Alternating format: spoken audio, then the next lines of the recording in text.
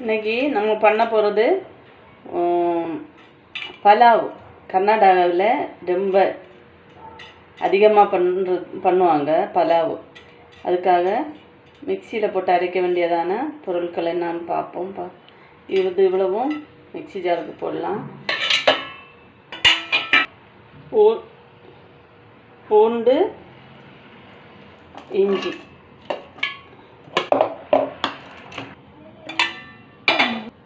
பச்சை மிளகா வந்து 4 எடுத்திருக்கேன். நீங்கள் காரத்துக்கு ஏற்றபடி போட்டுக்கிடுங்க. தக்காளி வந்து பெரிய தக்காளி 1, ஆனியன் வந்து பெரிய ஆனியன் 1,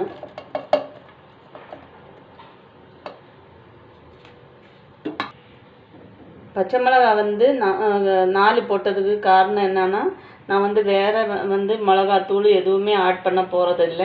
இந்த பச்சை மிளகாயோட காரம் மட்டும்தான் இருக்கும். அதுக்காக தான் பச்சை மிளகா 4 போட்டிருக்கேன். இப்போ வந்து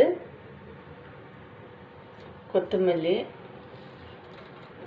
புதினா வந்து ஃப்ளேவர் எங்களுக்கு வீட்டில் நல்லா பிடிக்கும். அதுக்காக புதினா வந்து கொஞ்சம் அதிகமாக போட்டிருக்கேன். ஒரே ஒரு இதில் கருவேப்பிலை, அது அவங்கவுங்க சாய்ஸு தான். இதில் வந்து ஒரு 2 ஏலக்காய் இல்லாட்டா 3 ஏலக்காய் சேர்த்துக்கிடுங்க. நான் வந்து ஏலக்காய் வந்து இதில் சேர்க்க போகிறது கிடையாது. ரைஸ் பண்ணும்போது தாளிப்பல்ல அதில் போடுவேன். நீங்கள் வந்து அரைக்கும்போது அந்த ஃப்ளேவர் பிடிக்கும்னா அரைச்சி விடுங்க. கொஞ்சமாக தண்ணி ஊற்றிக்கிடுங்க. ஆல்ரெடி டொமேட்டோ ஆனியன் போட்டிருக்கனால கொஞ்சமாக ஊற்றினா போதும்.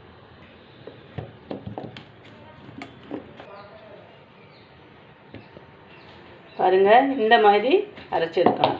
சிலர் வந்து மை மாதிரி அரைச்செடுப்பாங்க. எனக்கு அப்படி பிடிக்காது. நான் அந்த மாதிரி அரைக்க மாட்டேன். கொஞ்சமாக இந்த மாதிரி இருக்கணும். ஆயில் வந்து கொஞ்சம் அதிகமாகவே ஊற்றிக்கிடணும். நம்ம பிரியாணிக்கெல்லாம் ஜாஸ்தி ஊற்றுவோம் பார்த்தீங்களா, அதே மாதிரி கொஞ்சம் ஆயில் ஜாஸ்தி இருக்கணும். வந்து இவ்வளோ இதுவும் போடலாம். 2 ஏலக்காய் கூட போட்டு விடுங்க.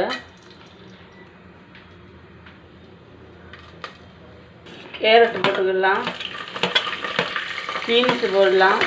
இது வந்து பொட்டேட்டோ.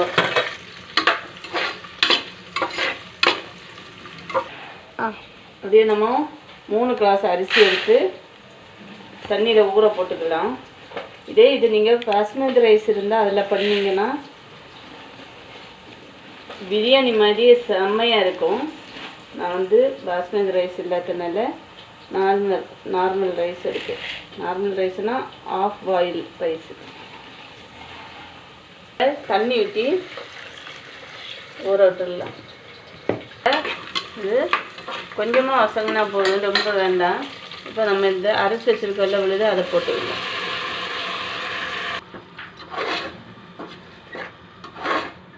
வந்து எண்ணெய் வந்து பிரிஞ்சு வரட்டும், அது வரை வசக்கன்னா போதும்.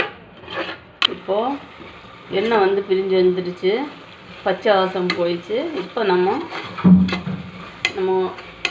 ஊற வச்சுருக்கோம்ல ரைஸு, அதை வந்து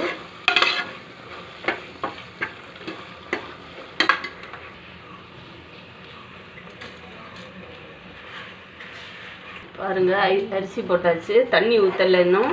அரிசி போட்டு இந்த மசாலையில் ஒரு 2 மினிட் சும்மா அப்படி கிளறி விட்டுடுங்க. இல்லைங்கன்னா என்ன ஆகும்னா அரிசி உடஞ்சி போயிடும். அப்படி பண்ணக்கூடாது. 2 மினிட் கிளறிட்டு தண்ணி ஊற்றி கொடுக்கலாம். தண்ணி ஊற்றிக்கலாம். நான் 3 கிளாஸ் அரிசி போட்டிருக்கேன். அதுக்காக 6 கிளாஸ் தண்ணி வச்சுருக்கேன்.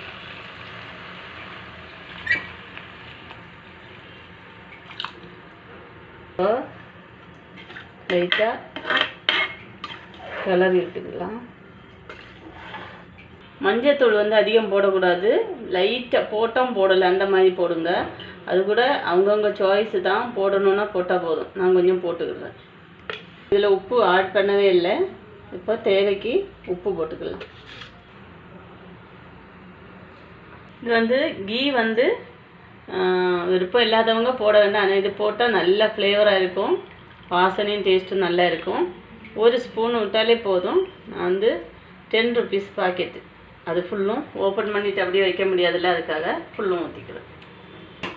இப்போது எல்லாம் பக்காவாக போட்டுருக்கோம். இது நீ கொதிக்கட்டும். கொதித்த உடனே நம்ம குக்கர் மூடி போடலாம். இது கொதி வரட்டும், அதுக்காக தான். இப்போ வந்து நல்லா கொதிச்சிச்சு. இப்போ வந்து இதை குக்கர் மூடி போட்டு கிளறி விட்டுட்டு மூடி போடுங்க.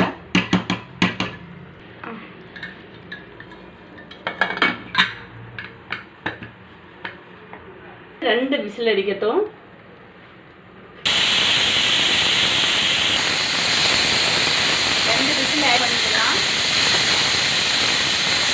இப்போ 2 விசில் ஆயிடுச்சு. குக்கர் வந்து திறந்து பார்க்கலாம்.